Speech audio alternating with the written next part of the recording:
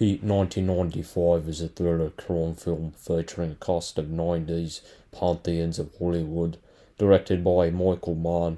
You have to separate the art from the artist with Robert De Niro with the big Hollywood catalyst, inculcating and rehashing plethoras of the Trojan horse perverse agendas from the bullshit machine, which the labyrinth needs to be attenuated epistemically, mitigating the whole thing by refusing to dance to that tune with its fucking perverse theatrics. And in hindsight, the zeitgeist is that it is obviously from 1995, before the threshold of when Hollywood went full virtue signalling apeshit, fully feral in the psyche for incandescent, perverse manifested ideologies. It's an unctuous cast from the Hollywood machine, where badass films like this one is obsolete now. The film enthralled and summoned all of the zealots for how this film was received. Now, that being said, it kicks off immediately for the plot. McCauley, played by Robert De Niro, is a thief in Los Angeles with a few of his camaraderie, and they rob an armored vehicle and steal the bearer bonds. The character of McCauley, who lives a solitary life until the point of the plot where he is in a relationship, inevitable Hollywood character development and pacing. Consciously, it's incorrect and begins to establish the development on the person is extortionately done. It takes fucking ages until it reverts back to the action.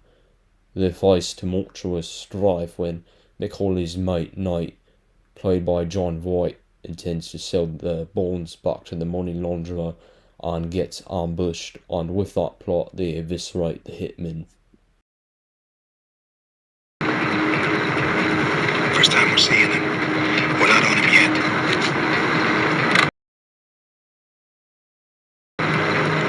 Get on it.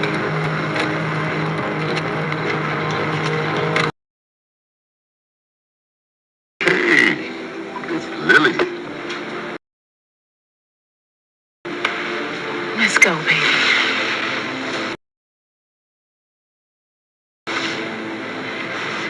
I met the manager. Is that the boss? Get tired of what that motherfucker does every day. Baby, can you just handle? Al Pacino plays the role of Vincent, the LAPD robbery homicide detective, and starts investigating and monitoring McCauley and the rest of that conventional faff in the plot. Vincent, listen, with the heat we got, you want to play World War II in the streets with Vincent? No, I want my 750 when he gets a pass. I got more motivation to whack Vincent than either of you. He is a fucking luxury. Our problem is take the bank or split right now. On the most primacy enthralling for the piece de resistance, the bank robbery, which is worth 12.2 million. They bullshit and faff about with primitive dialogue, not sufficiently austere enough for the narrative. Subsequently, they execute the robbery. It kicks off with the apogee, the jarring shootout scene in downtown LA, bollocks to the cosmos. There's carnage, the fulcrum hysteria of the film, Hollywood style. McCauley is hell-bent on his mission and ends the bastard holder of the money bonds. Subsequently, there's the plethora of bullshit, luring attempts facilitated by Detective Vincent Hanna.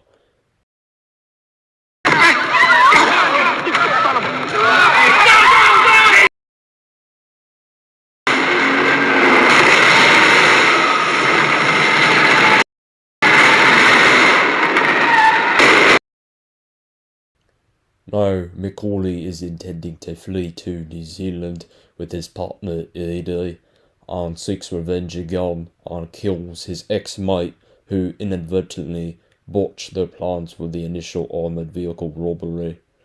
Detective Hanna shoots McCauley dead on the runway at the airport.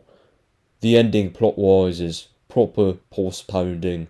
It's one of those films where you have to use your visceral cranium to do the sorting before your mind gets seduced by the curated storyline and discern if it supersedes certain aspects with the pacing, plot and characters, conflating for an unexpurgated high-caliber classic sequestered from the predated, now present Hollywood monolith.